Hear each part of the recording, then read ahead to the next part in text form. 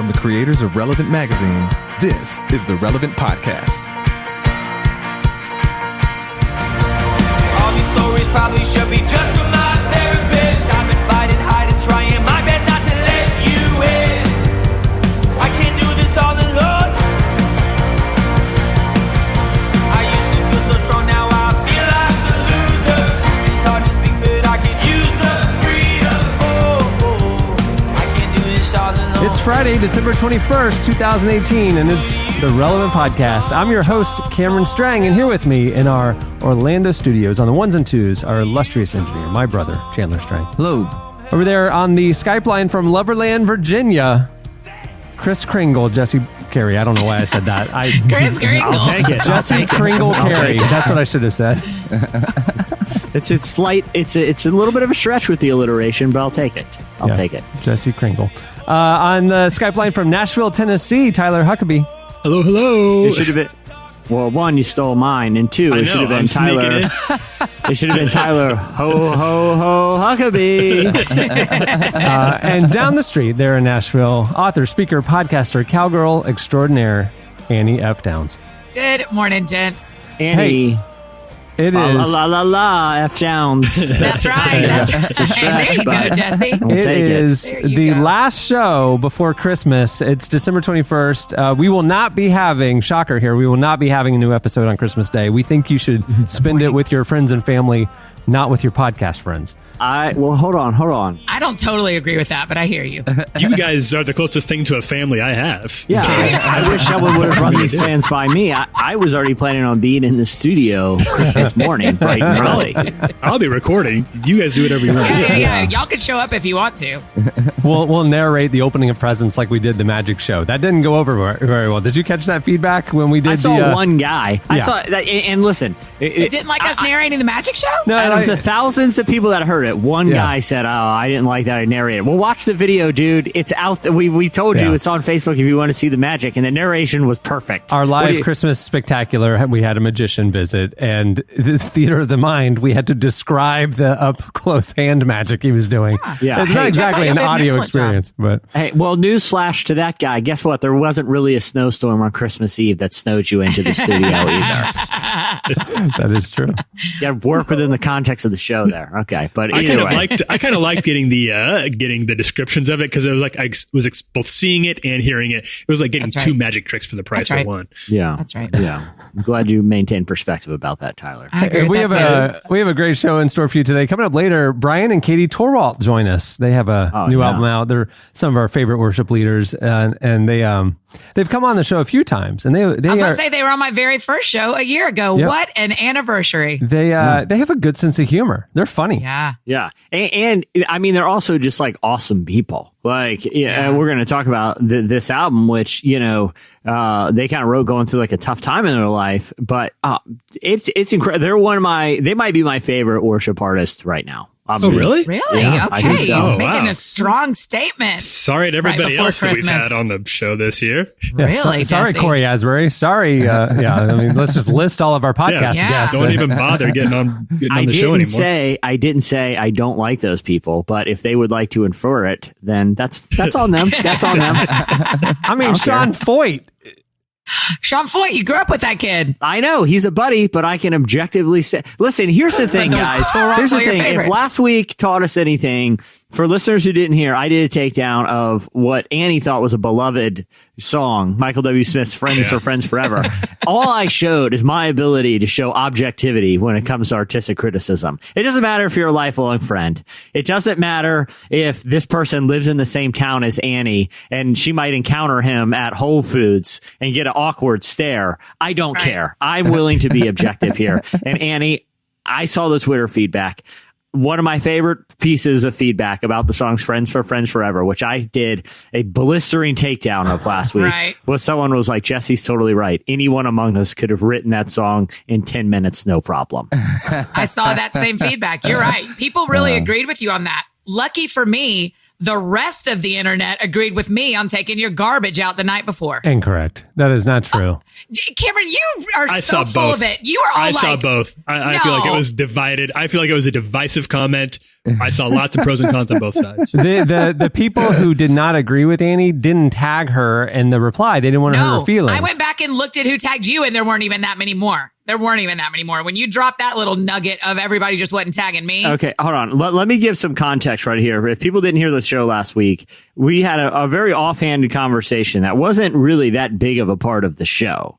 Right. I mean, and I've never seen such divided feedback in the history of this show over Cameron and I deciding to take our garbage out the morning of a day that's called Garbage Day, and Annie insisting on leaving those putrid cans of rotting refuse out for the neighborhood to see the night before. Yeah. See, I do it Cameron as and a I took the consideration. moral high Insane. ground here. I do it as a consideration to my neighbors. I don't need you to stare at my trash as you're just trying to do your evening stroll. You know what I mean? I'm just going to keep the blight to a minimum. But how many people said back, I don't want to get up at 6 a.m. and run. I mean, one guy said today that he did an experiment where he waited till today to take his garbage out, and he had to chase down the garbage man, and the garbage man gave him a bad look. That's user error. That's user error. That's Yeah. that's not a point for anybody's side. Here's what he said. I'm looking at that tweet right now. And it said, I decided to try and be a maniac and put my trash out the morning of pickup day. Trash man is first door away before I get it up to the street. He looked at me with such disgust. I'm never doing it again. That was so stressful. right. Here's my problem. What some people see as stress, some people see as exhilaration. Yeah. Get a little shot of as an adrenaline. adrenaline rush to start your day. Yeah. Andy, sometimes I will go for a jog. Sometimes I'll go for a jog, and I dread going for a jog on a hot summer day, the day before garbage day, because of all the neighborhood lunatics. Jesse, you don't put him out in the middle of the you shut up. Who insist on having hot bags of garbage just cooked in the neighborhood. I'll line the streets. Let's line. Is this what we want from society on a 100-degree you day? live in a neighborhood with all your cousins, so that's your family doing that, Jesse. That is your family's houses you're running by. Annie, listen, is this the kind of society we want, that on a hot summer day where the sun is just baking everything till long into the night, weird. that people are just leaving hot bags of trash out there to stink up the streets that they line? No, we are a civilized... No, I don't want that either. I want at 10 o'clock when I'm done with my night, just to real quick before I go to bed, gather up all the trash, take it outside, and I don't have to think about it again in the morning. The trash man picks it up, and I never hear from him again until the next Do you not have issues with like raccoons? Yeah, see, this is. alley I was cats? letting you guys say all your arguments, but the one definitive pushback that the people who are morning people gave was, it is impossible for us to leave it out the night before because bears and or raccoons. Bears and Is that raccoons. what you want, Annie? That is, You want bears. I live in a civilized part of Nashville, so that is we do not have these animal problems. Because you have enough people bringing their trash out in the morning to keep the various wildlife away from invading your part of the city. That is going to change if people like you continue. This time of year, it's not that big a deal. But I'll tell you when it is a big deal. When all you Nashville people are throwing your hot chicken bones and stuff in a big can and leaving it out in a 100-degree day, you're basically cooking chicken scraps all night long. Jesse, that's so and gross. you're bringing bears in from the hillside. They can smell that from like a mile away. It's like a shark with a drop of blood. Annie. It is like a shark with a drop of blood in the ocean. They can smell it. They get ready on a hot summer night to go eat those chicken scraps that you guys are eating. And just I don't care how it leaving in gets the gone. streets. It's not just the chicken scraps. Then it's going to be the local pets. Then before you know it, children start disappearing. And guess what? Now because you couldn't get up in the morning to take your trash out like a normal person, kids are getting eaten by bears in Nashville, Children is the Tennessee. best part of this. You are Yes. endangering children. You are endangering the bear population. Y'all act like it's just me. Y'all saw the internet. It's at least 60 to 70% of the people who follow us. Your Yeah. followers. You can impact and influence You're their an lives. You're influencer. trying to spur them Be on to the be more change brave. you want to see. Yeah, you're trying. With You great are an power, inspiration. You can great lead them in the right responsibility. direction, Annie. If you changed your ways and said, I you know am what, leading them in the right direction. Do not take your garbage out in the morning. You're leading bears right to our front doors. if you said to your followers, I care about the safety of our children, I'm going to take out trash in the mornings. Everybody follow my lead. It could change America. Okay, here, Annie, a trash can full of garbage is essentially to an animal. So let's say a pack of wild ravenous wolves, or let's say hungry bears that have gained a taste for human food and now human flesh, just hypothetically. It's like such a jump. Tyler, I thought you were on my side Annie. about this. Hold on, Annie. Listen, a can of garbage is in the animal world. That is equivalent to like a carton of delicious takeout for people. They're gonna come down and they're gonna have their way with it. And it's because of people like you that we cannot. The cities should do the right thing and institute a mandatory curfew on garbage night, because it's just become unsafe. You don't know who will be attacked and murdered by a hungry animal, because people have been putting basically bait.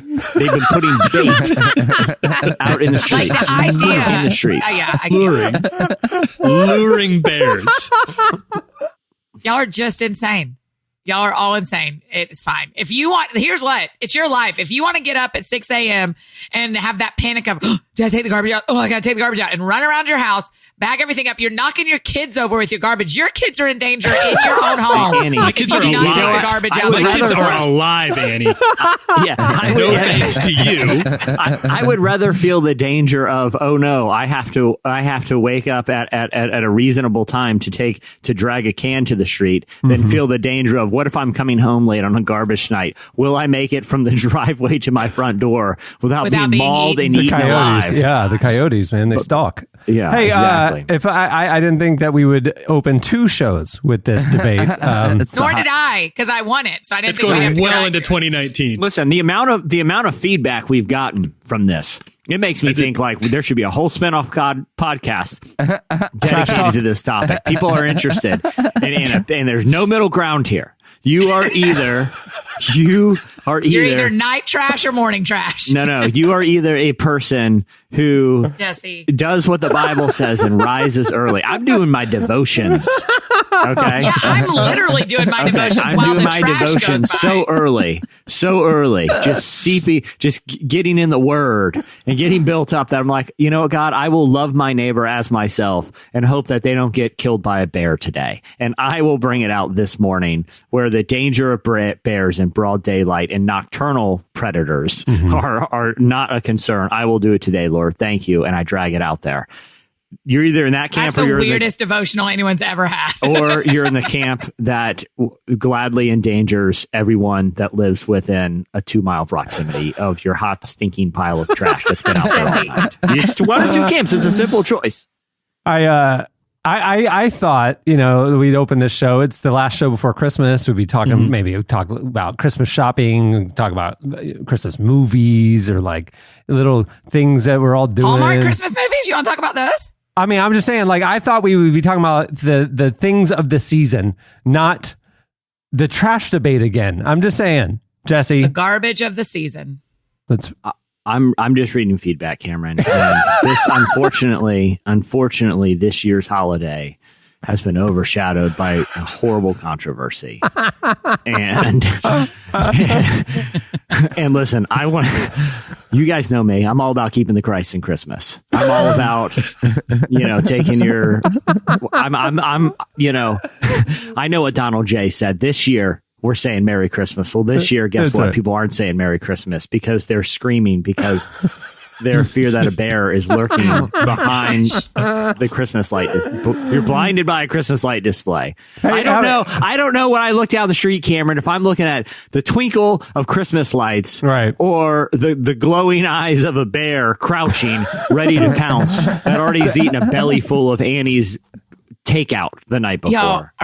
In our suburbs, like around Florida, I mean, we have black bears and stuff. And I mean, it's a regular occurrence. My parents' neighborhood, they actually really do have bear issues, and the bears really do come and get into the trash, and then they like break into people's back porches and stuff. They have special cans because of that county has bear-proof garbage cans. Yeah, it's a problem. It's a real problem. It's a real problem. Yeah, it's a real problem. I can think of no better way to commemorate 2018 than the day right before Christmas, a group of friends arguing about pure garbage. That's true. Friendships getting torn apart. That is 2018 in a nutshell. Can't be recovered. Friends arguing about a pile of garbage. That is Sad. This is another reason Sad. Michael W's song doesn't really work anymore, because friends aren't friends forever. It doesn't. He did not anticipate the present moment. Yeah, not in the age of We Twitter. can be divided by trash. Friends are friends so ever till one was savagely mauled by a nocturnal predator of the night that had developed a taste for humans. That's fine. That's fine. But I will say this. Merry Christmas, everyone. Merry Christmas. Sleep well tonight, because if you live in my neighborhood, you know that your nighttime is safe. If you live near Annie, just knowing you might be dealing with a family tragedy this year. And Oh my gosh, Jesse. Oh man, are you guys ready for Christmas? I mean, it's only a few days away. I'm a procrastinator, so I'm not at all. But No. I mean, it was like a week ago. I'm like, oh, I haven't bought anything, so I bought I went online and got a bunch of stuff for Cohen. But hey, listen, I do the same thing every year. Christmas Eve, about 4 o'clock in the afternoon, I go buy the Walgreens, a few $100s of scratchers, and I give everyone in my family the chance to be a millionaire. Oh, that's cool. That's cool. Thanks for the slow. What are those slow cooking pots that everyone's into now? Instapots. Yeah, Instapots. cool. Thanks for the Instapot. I'll get a lot of use out of this. A quick question. Unless I develop the world's greatest recipe in this Instapot, what are the odds that this is going to turn me into a millionaire? Here's a $20 scratcher. Your future is now in your hands and in God's hands. That's Merry Christmas. Yeah. Annie, what do you do? Do you go home for Christmas?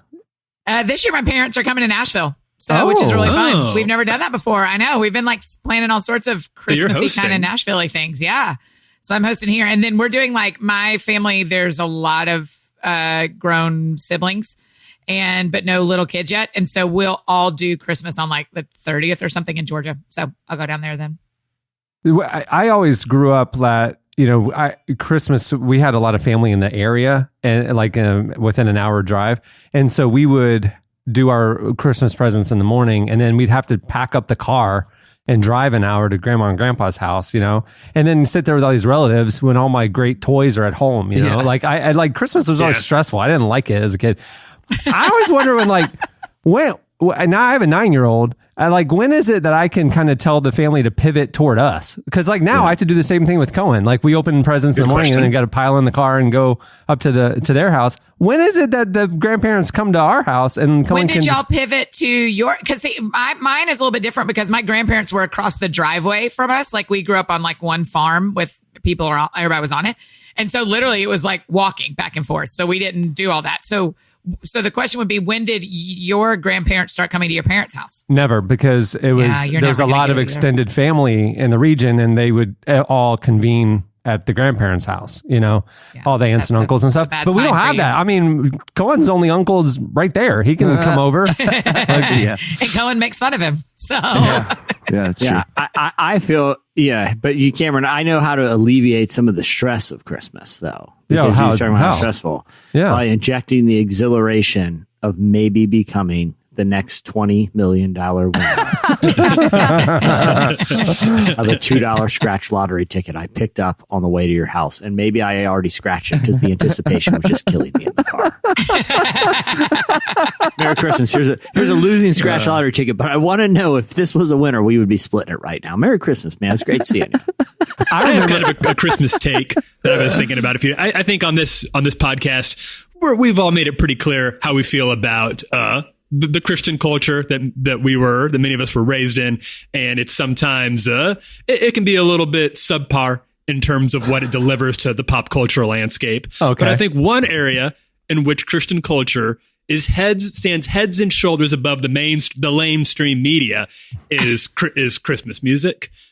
Because religious Christmas music has like all-time bangers, like the greats, the absolute greats, Silent the Night, classics, First Noel, and secular ones, Frosty the Snowman. Yeah, Frosty the Right. Snowman, or the Baby Jingle It's Cold Bells is, like, Outside fine. date rape It's a song. I mean, fine song.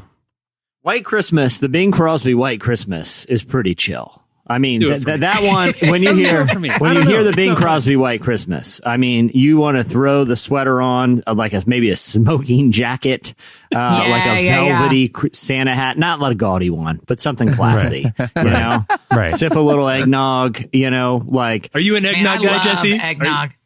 I'm a big eggnog guy. I'm an eggnog stan. I'd never had eggnog till last Christmas. Mahola. Oh, it's good. I Are think. you into it, Cameron? I enjoyed it. It was in the category of random things I've never had, and just decided I wasn't going to, like cheesecake. I've never had cheesecake, and yeah, I went most of my life. Have you just taken a hard stand against cheesecake? Well, I mean, I like cheese and I like cake, but the two together just don't sound appealing. And the last thing, true. and the other thing I've observed about cheesecake is people who love cheesecake, and if there's cheesecake, they have to have cheesecake. And the last thing I need is another vice, like food vice. So I'm like, ignorance is bliss. I can just say no and don't know what I'm missing. But what if I love it and then I have another like high calorie addiction? You know, I don't like it. I think if someone had just learned the English language and had no exposure to cheesecake, like the restaurant Cheesecake Factory would sound very unappealing. Very unappealing. Like, this is a factory that makes cheese and cakes, and you want me to go eat a meal there? No, thank you. The word factory is a weird one there. It sounds like it sounds very like, it sounds very Karl Marxian. It's like, it's a whole fact. The proletariat has seized the means of production. No. Do y'all know that the restaurant, the Cheesecake Factory, when you're inside of it, it looks like a piece of cheesecake? I mean, it looks like Willy That's how the Wonka. walls painted. The walls and the booths and the ceiling are all painted to look like a piece of cheesecake. So it's a crust is the brown. The walls are yellow like a piece of cheesecake. The ceiling is dark like chocolate or blueberries. Like, it's intentional to look like a piece of cheesecake. Everything in there is overwhelming. Like, they give you this three-ring trapper keeper of menu items. You're getting into Seinfeld territory, Jesse. What's the deal with airline peanuts? I've never done crazy drugs, but I don't need to because I've been inside a Cheesecake Factory. Right, It has to be the same feeling. I've never done magic mushrooms, but I've thumbed through the volume 1 of the Cheesecake Factory menu while sitting in there, and it's pretty trippy. I mean, literally, the most high calorie restaurant meals in America. Well, one is at Pizzeria Uno, like the highest calorie ones are deep dish pizza. The second through 10 is all Cheesecake Factory entrees. I mean, you go there to get. Are you Like, serious? oh I can yeah. believe that. Like their salad, you just get like their little salad, and it's 2,100 calories. Wow. Just Why it's so everything good. there is just the fattest version of food. Yeah. Right. And they give you a phone book to try to figure out what you even want to eat, just to know what the It's bigger options than the are. Bible. It's the biggest man. Like, there is not a food item created by man, woman, or animal that you cannot order at a Cheesecake Which is Factory. actually problematic because it means they aren't good at anything. They're kind of good at everything. They aren't like excellent at anything. Yeah. Kinda good is Except generous. cheesecake. Except cheesecake. Yeah, they got cheesecake down. Yeah. It's a factory. Hey, moving the show along, it is time for our look back at what happened this week in culture and entertainment. It's time for In case you missed it. Hey, in case you missed it, it's the end of the year, and all the year-end lists are coming out. And this week, I don't know if you saw this, Merriam Webster announced their word of the year. Any guesses? Word of the year, 2018. Word of the year? Lit. Piling hot garbage. That was Kofefi. Kofefi. That was. I think it was No, what is it? 2016. I can't even. I know the answer, and I was a little surprised. This would not have been my. The I Merriam probably wouldn't have gotten this in Webster 10 tries. 2018 word of the year: justice. Justice. Oh, okay. They choose their word of the year based on an increase in traffic and overall volume of traffic looking for that word. They report that justice saw a 74% increase year over year on their website, taking it higher than other words that were trendy in 2018. The word has been a fixture in the news this year, with the president using it as shorthand for the Department of Justice, justice reform being a major topic of discussion, and Christians debating the role of social justice within ministries. Merriam-Webster's editor-at-large explained, "These are stories that connect to the culture and to society across races, across classes. We get this word that filters in." There you go. Justice. Hey. Interesting. Yeah, I can see justice because I do feel like his sentiment there that it like goes across, different parts of culture. Collusion. Collusion would have been mine.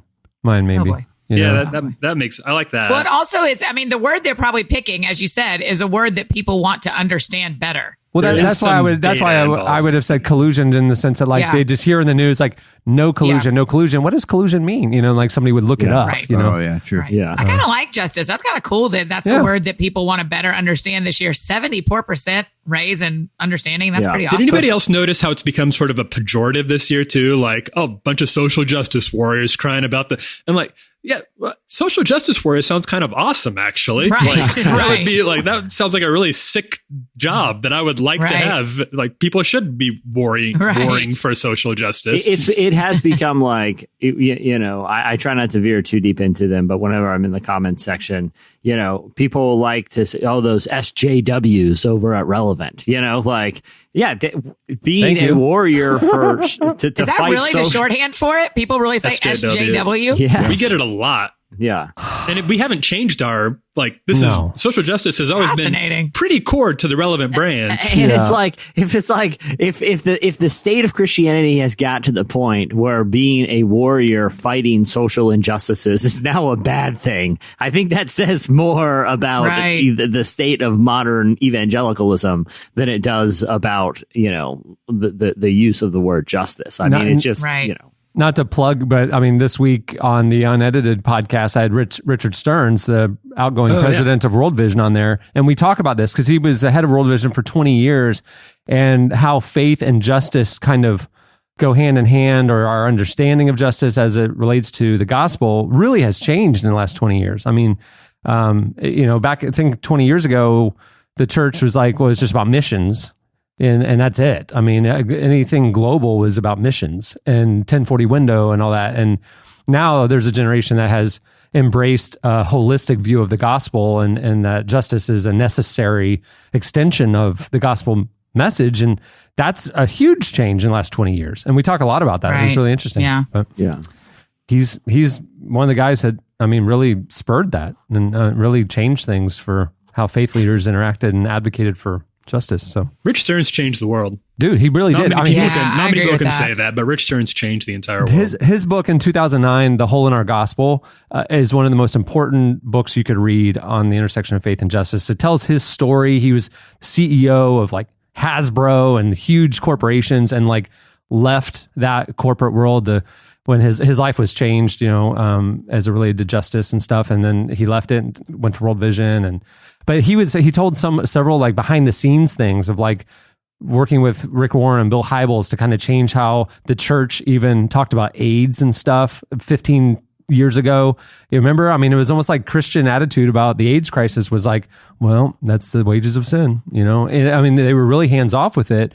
And then in the early 2000s, advocated behind the scenes, the faith leaders, Rick Warren, Bill Hybels, Rich Stearns, advocated behind the scenes to President Bush about the need for America to take moral leadership in the AIDS epidemic happening in Africa, passed landmark legislation, PEPFAR, and they numerically have shown in the last 10 years, 6 million lives have been saved. The AIDS epidemic ended. I mean, not that AIDS is ended, but the horrific situation has been eradicated by PEPFAR, which happened, because Christian leaders chose to stick their neck out and say we've gotten it wrong and the church needs to take moral leadership in this area.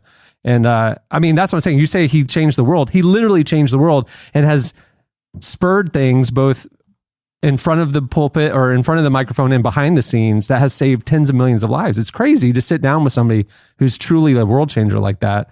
And it's an amazing thing. Anyway, justice, word of the year, 2018. Hey, in case you missed it this week, here's your Chance the Rapper sabbatical update.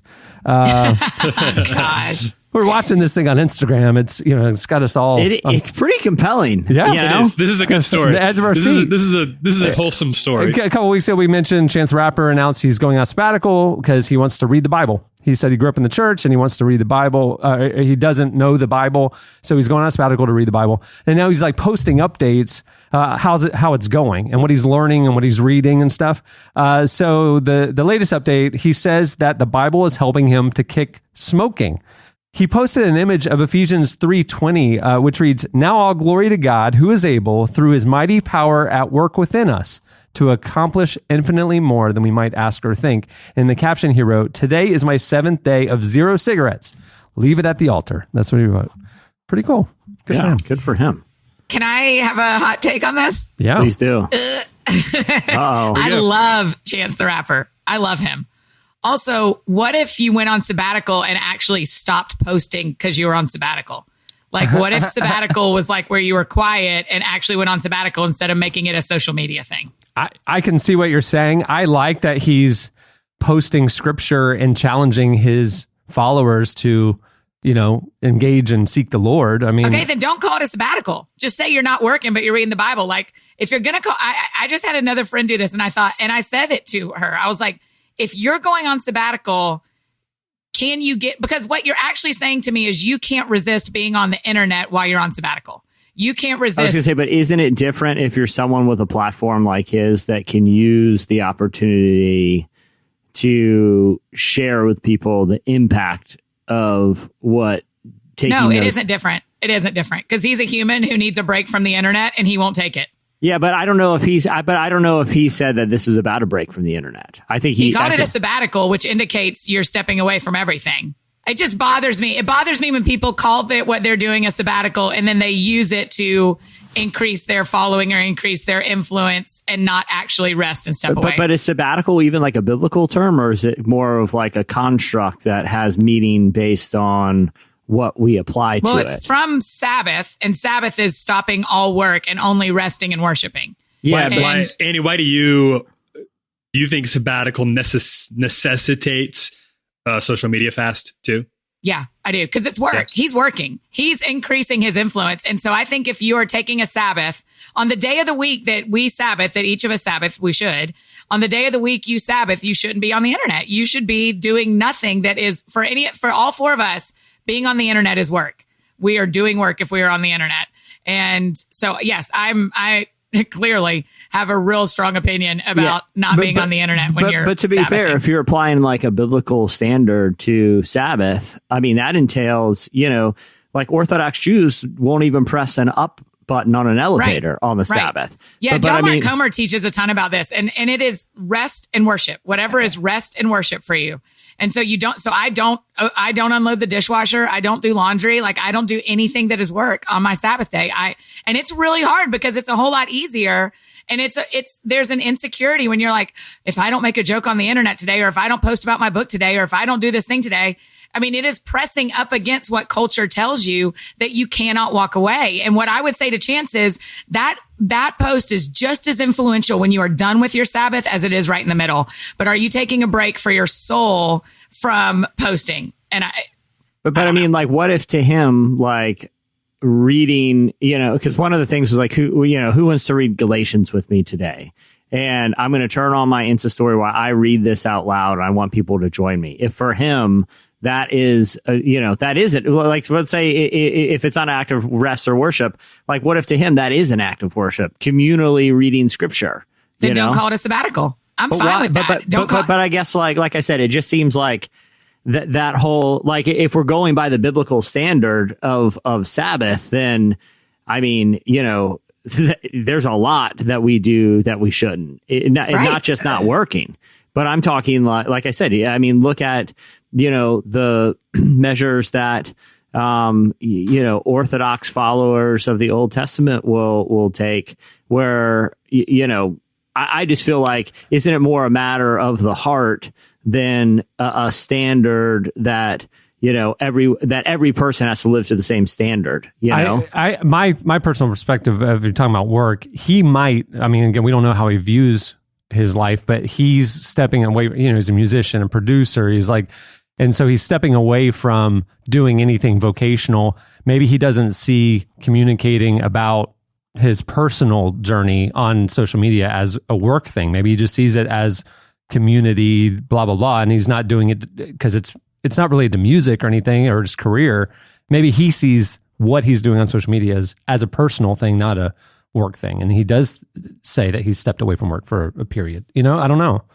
You're right, though. I mean, if what you're doing online is in any way work, I get what you're saying totally. But maybe he just doesn't see these posts as work. Maybe he sees it as ministry. I don't know.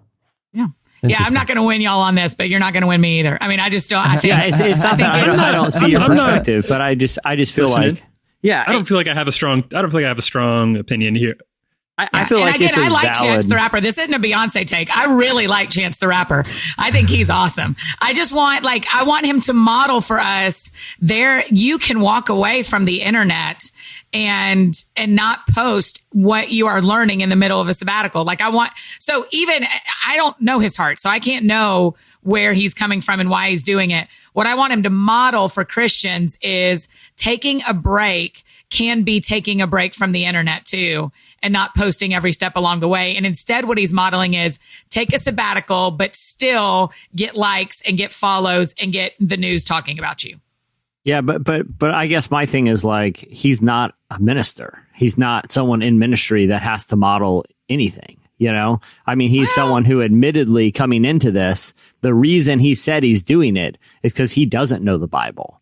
And I've been taught about Jesus, but I mean, his original post was, I have no real context for scripture. To be honest with you, I never read it.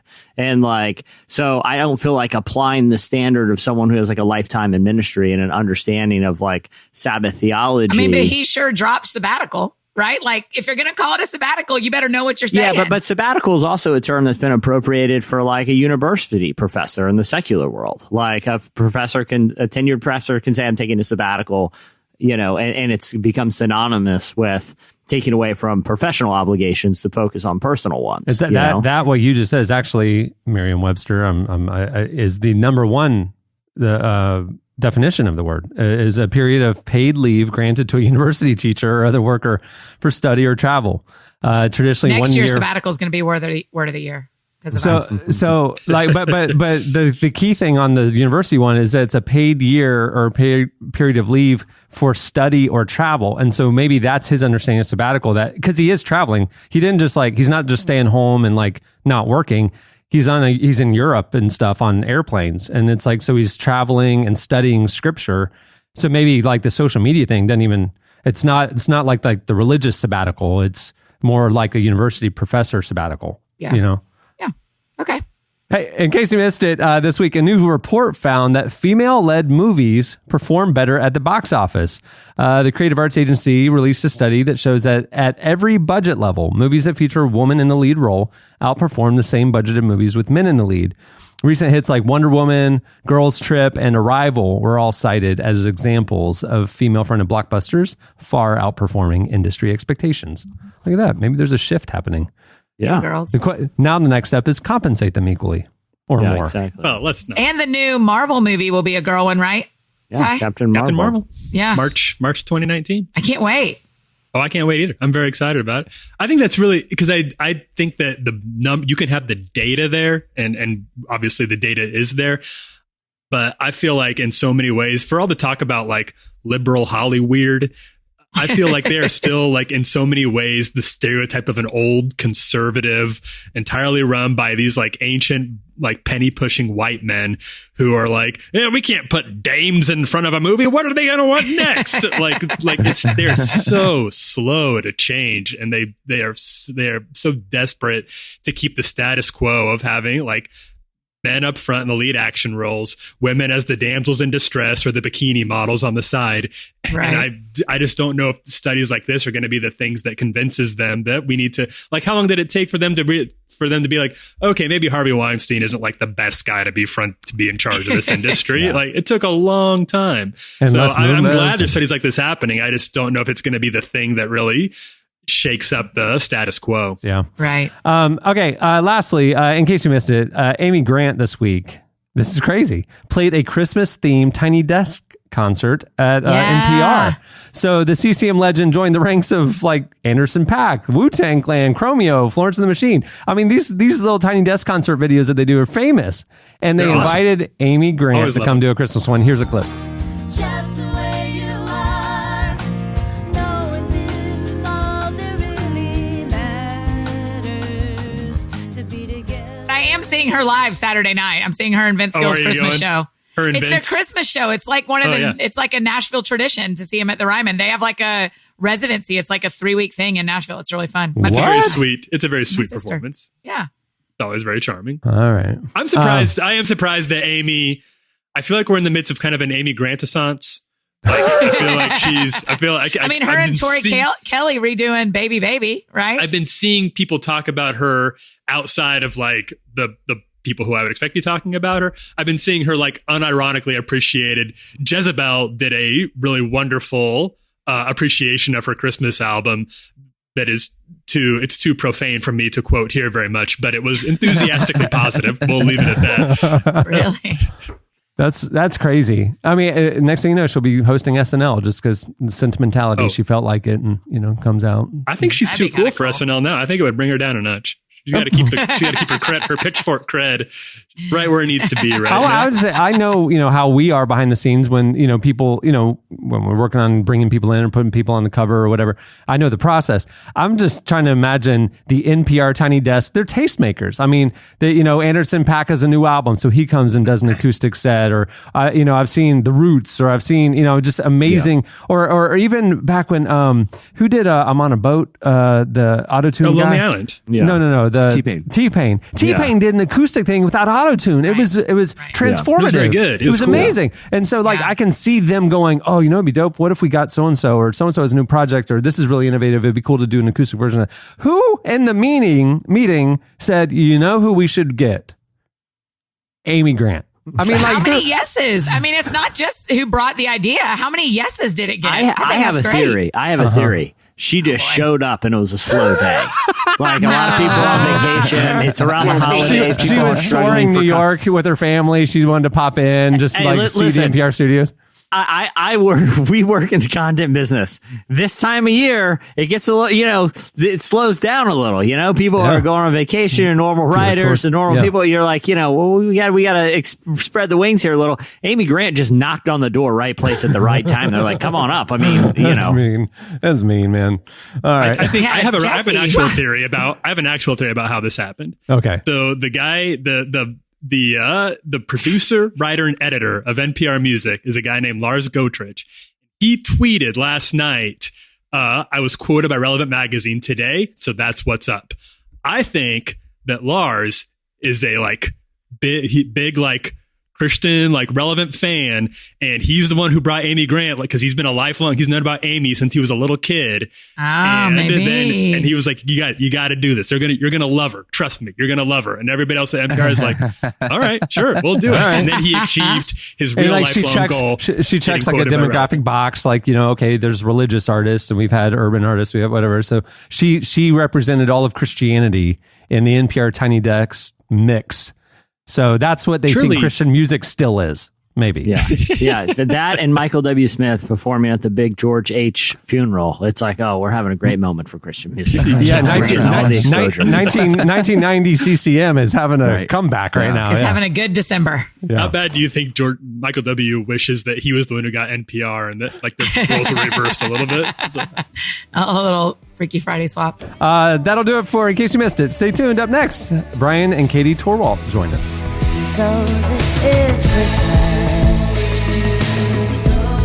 for weak and for strong, for rich and for poor ones.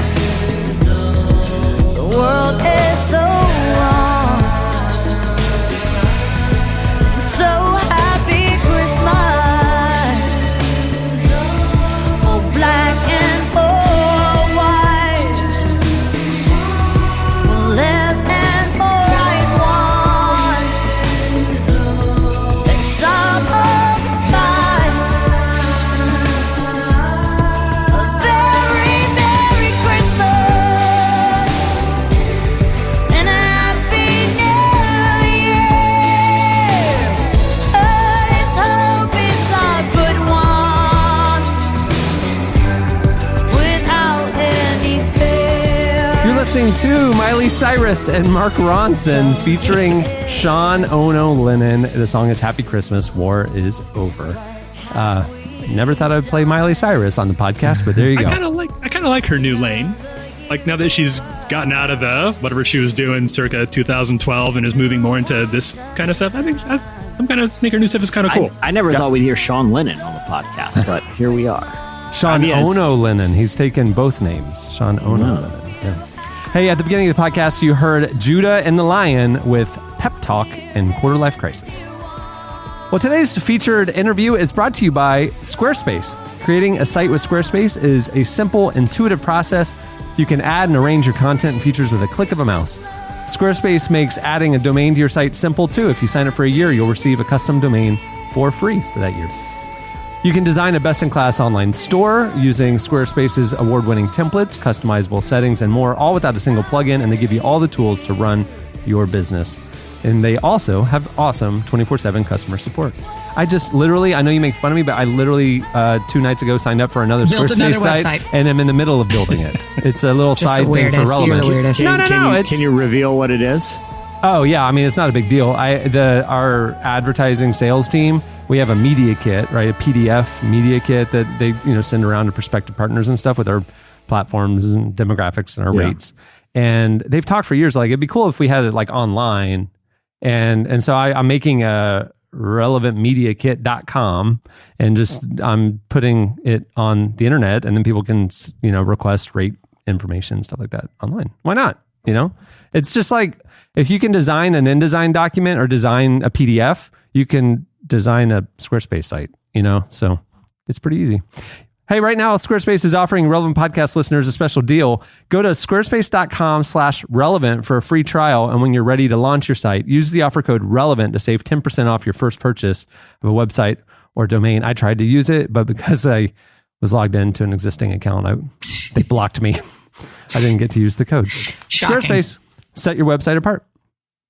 Well, part of the Jesus Culture collective of artists, worship leaders, and songwriters, Bryan and Katie Torwalt recently released their new album, Praise Before My Breakthrough, which, unlike many modern worship albums, focuses on the difficulties of life and the power of relying on faith and God to get through them.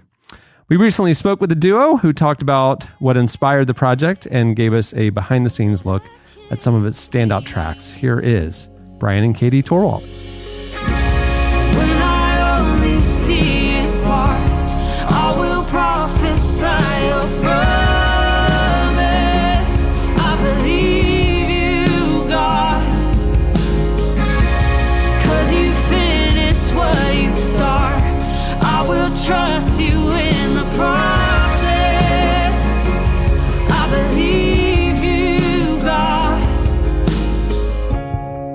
Yeah, Praise Before My Breakthrough, it started about a couple of years ago when we heard a message from a pastor friend of ours about the year of breakthrough. And he really started talking about what do we do in the middle, in the tension, before we see what we're going after. And everyone, us included, last season of life was a little bit of a struggle for us. And so we really had to live that out and begin to learn and go on that journey of like, okay, am I willing to praise? Am I willing to stand on the truth of who I know God is and what he's done for me in the past and now, even if I'm not living in the complete fulfillment of what I know, all the promises God has for me. Yeah, it's kind of a unique title, and we have been getting quite a few questions about it. And like Bryan was saying, it's sort of like there's not a lot of language. There's not a lot of songs, especially about what does it look like? What do we do with, like you said, the time before we get to see God fulfill the promises or the words he's spoken over our life, what we know he has for us, the healing he has for us, just whatever that could look like. And so for us, living out a new season really put that to the test. And we started this song 2 years ago, and it took us this long to finish it because I think we actually had to live out some of the words ourselves in a really real way. I'll praise before my breakthrough, till my song becomes my triumph. I will sing because I trust you. I will bring my heart. I will lift my soul. So we were writing a song with a couple of our friends. And once again, as songwriters, you're constantly trying to say something or express something that you've never been able to have a language for. And there's this tendency to want to say something that's super unique and something that you haven't heard recently. And I think me and Bryan both have felt really strong, especially with these songs, that it's not, like you said, it's something you've probably heard before, it's something you've sung before, but it's just it needs to be said right now. And it's really what we needed to say right now. It's really what these songs, this whole collection of songs are. But my hallelujah, it's a declaration just saying there's nothing like no season of life, nothing that we could come against could actually take away our praise, could quiet us, could shut our mouth. We will continue to praise. We will continue to worship. And nothing can contain that. Nothing can quiet that or stop that. And so I love singing that song. It has been one of my favorites to sing for sure. It changes my perspective as I like sing it. It's really fun. Yeah, it's a song that is fully about the declaration. It is even the chorus to the bridge. The chorus is like stating the question, like, what can take my hallelujah? In the declaration, like, no darkness can contain it. Nothing can take my hallelujah. And for us, it is another one of those songs that you can kind of sing at the beginning, at the middle, at the end of a season of life, or in the journey of, okay, I know the truth of God, and I'm just going to declare this. Nothing can take my hallelujah. Nothing will take my praise. Mm-hmm.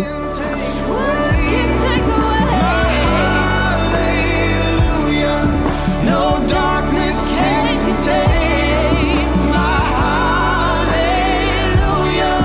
Your cross has made the way for my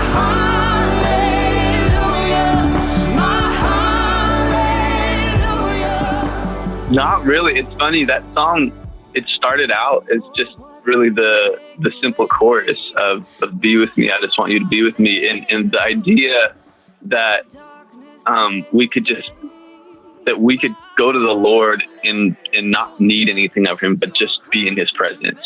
I feel like so much of our prayer life and our life is like, God, I need this. God, God help, God help. Even the contrast of like, we're talking about my breakthrough, right? And we're looking for that and we're declaring that and we're prophesying that. But at the same time, really, ultimately what we want is just to be in the room with God. We just want to be in the presence of God. And really the cares of the world and what you feel like you need and that breakthrough you're looking for, it falls away. Your perspective changes. And so, but sonically we ended up simple using, for us. Yeah, we ended up using a new producer. He's actually mixed a few of our albums, but a guy named Jeremy Griffith and our friend Jonathan Berlin.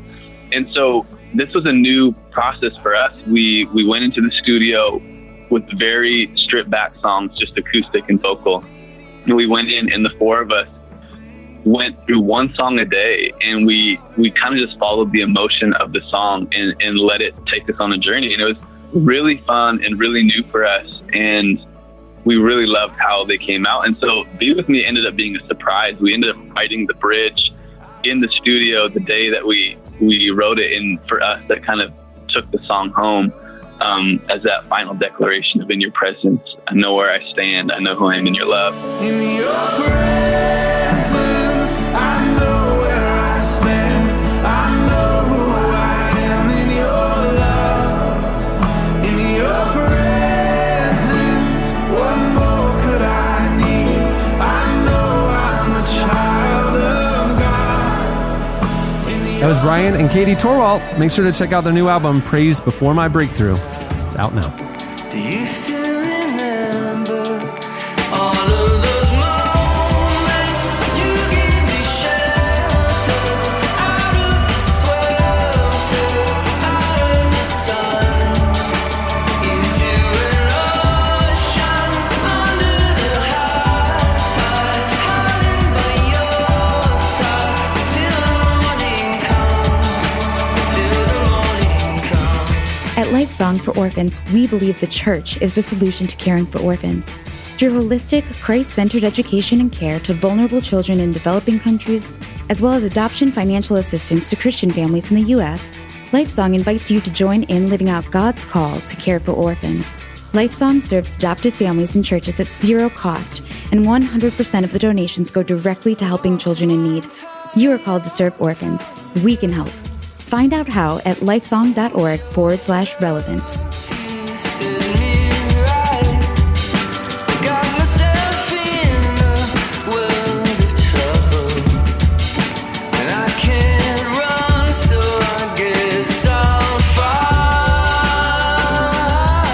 You're listening to Broken Bells. The song is Shelter. Nothing like little broken bells in the holiday season.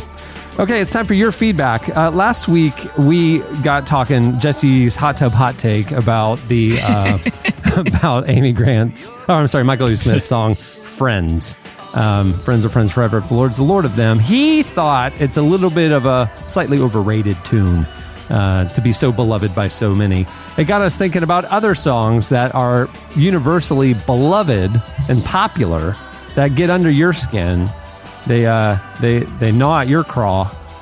That you don't like them, but everybody else does. We want to know songs that you think are overrated that everybody else loves. You hit us up on Twitter at Relevant Podcast, and you also post it on the podcast episode page at relevantmagazine.com. Here are a few that stood out. This one's coming in strong. He says, I can't handle hearing hallelujah one more time, all wild. caps. Oh, wow. My eyes involuntary roll as soon as it comes on. Wait, which one? I believe he's talking about the Leonard Cohen slash Jeff Buckley slash Rufus Wainwright / everyone on earth has covered it. Wow. Yeah, everybody. I have my cover. This is a good time to plug my SoundCloud. Like if it's like a montage, but if it's like a montage, like it's a sad thing or whatever. I mean, it's a fitting song. It's a beautiful song. It's very pretty. What's his problem? It's a little overdone, maybe. I could see the argument that like I've heard it enough times in my life. I don't need to hear it anymore. But not a dislike for it. Yeah. Yeah, that's true. I think a lot of people look at it as one of the great American songs, but overexposure maybe is what prompted his disdain. Okay, yeah. This is a crazy one for this time of year. Tim Reeder says he agrees with you, Jesse. Friends is absolutely horrible, and so is Mariah's "All I Want for Christmas Is You." That takes a pretty cold-hearted person, especially now here in this festive time of year, to not be into "All I Want for Christmas." I mean, I don't think it's an amazing song, but it's hard not to like it, right? I saw some thing recent, like this week, talking about how she has made, I think she made $60 million from the royalties of that song, that one song. And that's not performances and TV and all that. That's just literally royalties from the sales of that one single. Oh, girl, well done. Eric Odom on Facebook, or on the podcast page, said, to follow up yours, Huck, he said, in spite of having the word in the title, Last Christmas by Wham is not a Christmas song. You could replace every occurrence of Christmas with any day of the week and the song doesn't change. Let's try it. Last Wednesday, you played with my heart. The day next year. He's right. He's right. Never thought about it. Yeah. He said, however, it kind of works as a Christmas song if you imagine it as a rebuttal or sequel to All I Want for Christmas Is You. It's funny. I'm playing like there's streaming. There's a bunch of like Christmas stations, and so I've been like playing them a lot in the car. And Cohen is has new ears to a lot of these songs. Like he grew up with like the kids songs and stuff like that, but now he's learning the deeper catalogs. And he's like hearing bands for the first time that he didn't know, and these are like classics. Specifically in the car yesterday, that song's playing, "Last Christmas" by Wham, and just halfway through, he just looks at me and goes, "I don't like Wham." And I'm like, all right, there you go. Okay. That's fair. All right. Fair enough. Hot take. I don't like him. He didn't even get into why. He's just like, I don't like Wham. And then he hit skip on the thing. Sam on Twitter, he said "Call Me Maybe" by Carly Rae Jepsen is objectively bad, but everyone loves it. Sorry, Sam, I'm on the everybody train on this. That's a banger. And when it comes on, Carly Rae's a queen. That is sunshine right into my ear holes. It is. How can you not? It's like the candy equivalent of song. It's just delightful. I think everybody knows that I'm kind of the bad boy of Relevant, kind of the I walk on the wild side. Yeah. You're wearing a leather jacket right now for Theater of the Minds. Everybody should know you wore a leather jacket to record the podcast. Good. But so I don't want this to throw off my brand, my online persona. But Carly Rae, any Carly Rae song, anytime, day or night, I'm in. I'm all in on it. Really? Oh, I listened to her Unbidden. I put on the whole album. Emotions of Jack Antonoff wrote a lot, of that album. Yeah. Jack Antonoff was involved. I think it's great music. I think she's a great songwriter. Wow. Good at what she does. Okay. I really, really, really, really, really, really like you. I mean, it's a lot of reallys, but it works. When you really like somebody. I don't know that it does, but you like it. Our friend Kiki said, can I put a whole movie soundtrack on the list? I'd say that depends on the soundtrack, and hers, I actually agree with this one. I just don't get Frozen or the hype around it. Yeah, specifically Let It Go. I agree. I agree with that. I don't think they're good songs. I mean, I think they're very forgettable. I agree. I was shocked that it became the cultural phenomenon that it did. Yeah. And she says both Moana and Coco are better. Also true. Those Moana, are both have like she's right. fantastic She's right music, on that. Moana is really, an really wonderful soundtrack. songs on them. But the Frozen soundtrack, I don't get it. Yeah. Kayla Brooks says on Twitter, Cotton Eye Joe is about a homewrecker, and I have no idea why it's a wedding staple. I have never been to a wedding. I've never been to a wedding where they play Cotton Eye Joe. I don't think I have either. I didn't know it was a staple of anything, like anywhere, you know? Well, like any setting. Caleb doesn't say where he's from, so maybe in his region it's a wedding staple. I don't know. Like Cotton Eye Joe, like it seems like a song they play as like a novelty at dueling piano bars to me. There for you some go. reason. Yeah, that makes sense. Yeah, I think it's a novelty song. I don't think anybody like seriously like loves it, but right. Okay. Yeah. Tate, this is a hot take. She said, Tate says, "Someone Like You" by Adele. I saw that. I got to disagree too, because which one is that? Was that her comeback single? That was her first. That was her like not Rolling in the Deep on her breakout album.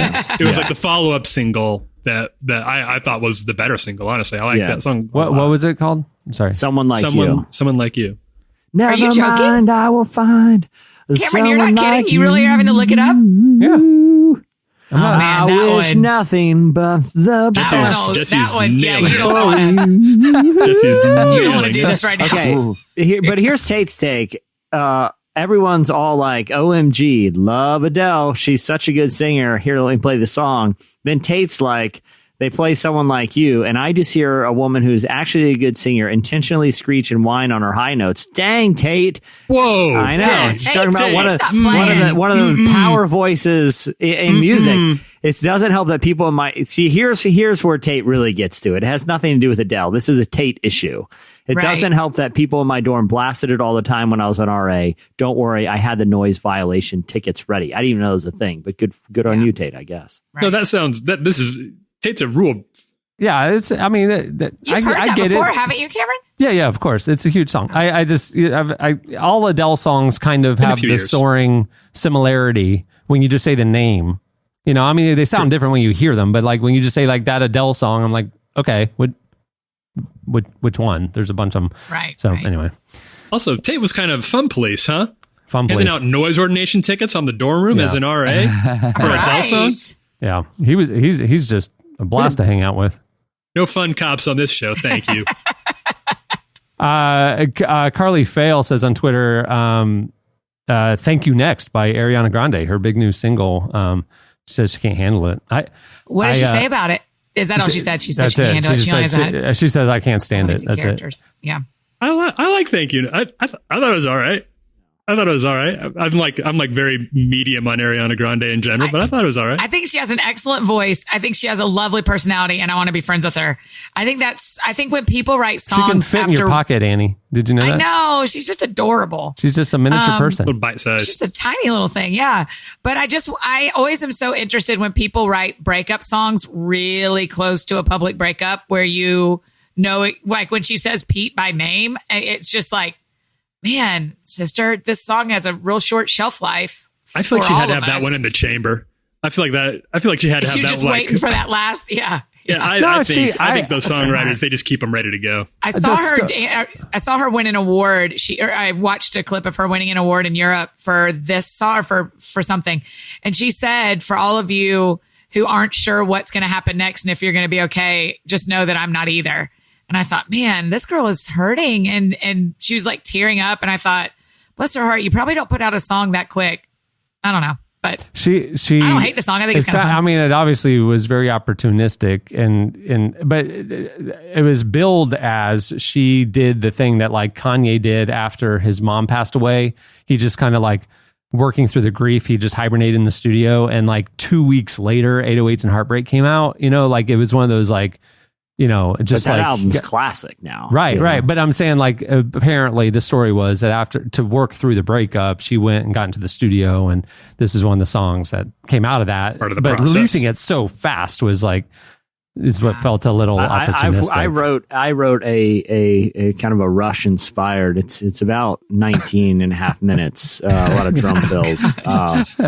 Morning song about my neighbor who's mauled by a bear. The night before the garbage came, and it was my fault. I got to live with that. But it's a soaring epic. But you wrote a song about it, and you capitalized on it. So well done. You chummed the water by putting your trash out the night before. I needed some inspiration. I needed a real tragedy, and that meant one of my neighbors had to be eaten alive by a bear. Do you know the part we haven't even talked about yet that I keep forgetting to tell y'all is, I moved in the summer, and my new condo, I don't even have a trash can. That I roll to the curb. There's dumpsters. So I just take everything to the dumpster whenever I want to. So honestly, this is the most moot point for me ever because I don't even have a trash horse in this race. Yeah, exactly. Right. You've disqualified yourself, Annie. But I used to in my old house because advocating people are going to follow her lead, and bears and raccoons are going to be mauling children left and right. And Annie is sitting there on her ivory tower, Isn't this how it always is? For the last 7 years, I lived in a house where I rolled the trash down every Tuesday. And actually, it's how my small group girls knew small group was over, is they had to leave. They knew they had to be gone before I got back up from rolling the trash can down the driveway. That was always the last part of the night. You're bringing all kinds of baggage and personal stuff to this debate. I'm bringing objectivity and safety and bears, wildlife Jesse, awareness. And bears, which is ridiculous. And I want to hear your protecting song people. about it, though. Isn't your song also called Thank You Next about the bear? Yeah, it is. And it's I about thought so. a new neighbor moving in because I thought so. I thought that's the one I saw on your SoundCloud. And it's 19 minutes and it's explicit lyrics. It's very explicit. And at the end of it, I was shocked that you did this. You broke down at the end, just like Michael Dubbs did at the end of Friends. When he started tearing up, you got choked up at the end of your song too. Yeah. And it has the whole, exactly. It has the whole Grizzly Man thing too. There's like a Werner Herzog and he lived amongst the bears for years. It's got a whole Grizzly Man thing. I mean, I go deep. It's quite the project. It took about a year and a half of solid production. But all right, there's a lot more. Take Me to Church by Hozier came up several times. There's a lot. You guys have a lot of pet peeves with some popular music. Somebody did say. I just want to bring this really fast. Somebody said, Mark Dancer said, Dirty Laundry by Don Henley is the worst popular song of all time. Do any of you know have any of you heard of this song? These are 4 words. Yeah. I've vaguely heard of Don Henley before. Of any Don Henley song, much less. Yeah, I don't know it. No. Well, okay. Again, didn't tell us what region they were in, so maybe it's a big wedding hit. Where he's from. Yeah. Every bride in Southern Alabama walks down the aisle to Cotton Eye Joe. That's what we do. And people are just now starting to determine if that's a good idea. Caleb is saying, this is weird. This is not good. It's about a homewrecker. Fair point. That's the other thing too, is like, I think I don't know, when you guys listen to music, do you listen to lyrics? Are you a lyric first person? 100%. I read them for every song. Really? Okay. Yeah. See, I could go years of knowing music and stuff and never be aware of what the lyrics are saying. Yeah. Yes, I'm like that. I listen to the musicality, the melody, the beat, that I'm into it. And then you realize down the road, like, oh, wait, it's about that? So your lyrics first. So you're never caught off guard by that, Annie. Right. This is Dirty Laundry. Doesn't sound familiar. I've literally never heard it. Wait a second. This song rocks. Turn this up. Hang on. Wow. Are you guys hearing a guitar solo like I am? This song, we're like 10 seconds into the song and they had a guitar solo. He skipped ahead. This is awesome. This is awesome. He skipped ahead, right? They don't start with a guitar solo. People should, though. That's a good idea. Okay, well, that'll do it for your feedback. There's a lot more where that came from. Go check it out. It is time for this week's editorial question of the week. Okay, it's the end of the year. Now, I guess behind the scenes, you don't know our plans. This is what we're going to do. We've been doing 2 shows a week. Yeah. All year long, or almost all year long. And if you've listened to the show historically, when we were one show a week, we would always, first of all, we would do, like, this episode would be our best of the year, and then we would take a week off, the week in between Christmas and New Year's. Last year, I think we augmented that, and we put out our best of the year show that day, right? So we didn't have a break. And this year, now we're doing 2. What are we going to do? I mean, you would have a show come out on Christmas. We're not going to do that. So we are going to shift our plans for the next 2 weeks, and we will be doing just Friday episodes. Yep. So this is our last ensemble episode of the year. Next week, next Friday, we will have our best of the year. Jesse and I will be hosting that. We'll have our best of the year episode, which we always look forward to. And then we will come back on, we don't want to release one on New Year's Day. So we will, the next time we're all together will be January 4th episode, Friday the 4th. So the next 2 weeks, we're just doing the Friday episodes. So for question of the week, we want to ask you a question of the week. We will do that feedback on January 4th. So we got 2 weeks that you can be sending in your answers. Feedback us. All right. So that's a lot of context for this question of the week. The question of the week, we were talking earlier about, it's the end of the year and everybody's looking back at best of lists and kind of things that define the year. Merriam Webster did their word of the year, justice. We want to know your word of the year. What word stood out to you as maybe defining the year or just became a word this year in your world? Hit us up on Twitter at Relevant Podcast, or you can post your longer replies and explanations on the podcast episode page at relevantmagazine.com. Word of the year. Word of the year. I already went with collusion, but I like justice. Garbage. That fits a lot of categories. Right? All right. So your word of the year. Let us know. And that'll be a fun way to kick off 2019. Hey, many thanks to Bryan and Katie Torwalt for joining us. Make sure to go check out their album, Praise Before My Breakthrough. It's out now. And if you're going through a hard time this holiday season, you're lonely, or a lot of people have loss, or it's painful, this is an album that will be helpful for you. Go check it out. 3 out of 4 of your Relevant podcast hosts have found it very helpful in this season. For real. And if you're still struggling, pop in some Rush, because Neil Peart is the greatest drummer of our lifetime. He has like 200 pieces in his drum kit. It's incredible. It's like six cowbells alone. I don't know how he does it. Yeah, but the Def Leppard drummer had 1 arm. I know. That's pretty impressive. That's more impressive. Yeah. Hey, thanks to Squarespace for making the episode possible. Remember, you can go to squarespace.com/relevant for a free trial. And when you're ready to launch your site, use the offer code RELEVANT to save 10% off your first purchase of a website or domain.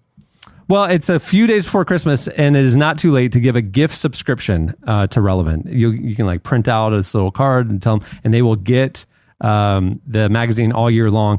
I can't give it away yet, but it is going to be a big year for the print magazine.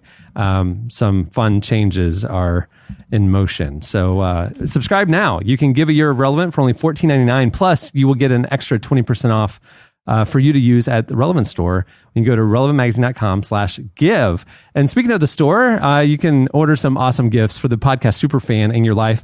Also, in case it won't come in time for Christmas, you could do a Relevant store gift card when you're there. We have gift cards there. You can go to store.relevantmagazine.com.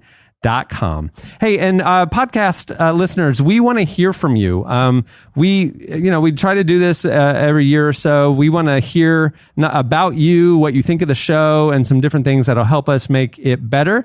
And right now we have a podcast listener survey up. We would love for you to go to relevantmagazine.com/podcast survey. Take a few minutes, fill it out.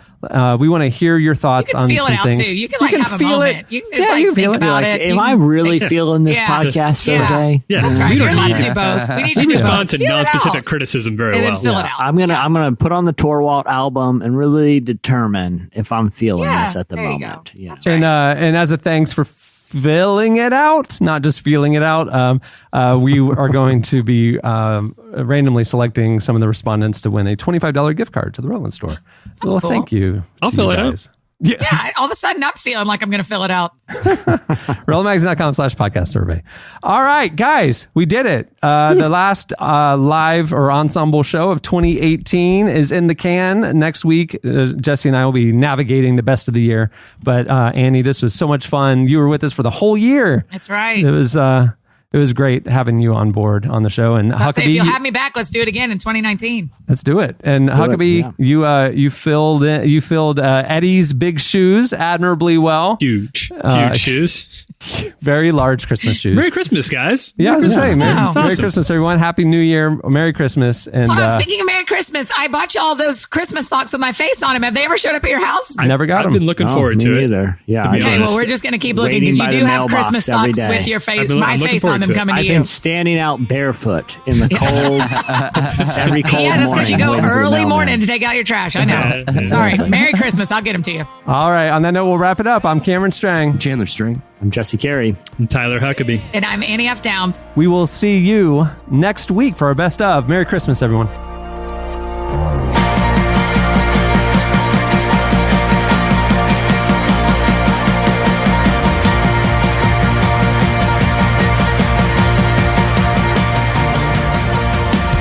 Thank you for listening to the Relevant Podcast. If you like what you heard, be sure to leave us a review on iTunes. Check out other shows from the Relevant Podcast Network in the podcast section at relevantmagazine.com. And while you're there, browse exclusive podcast merchandise at our online store. Make sure to subscribe to Relevant Magazine. Info is available at relevantmagazine.com/subscribe. Will you come, help me through? Will you come, help me through?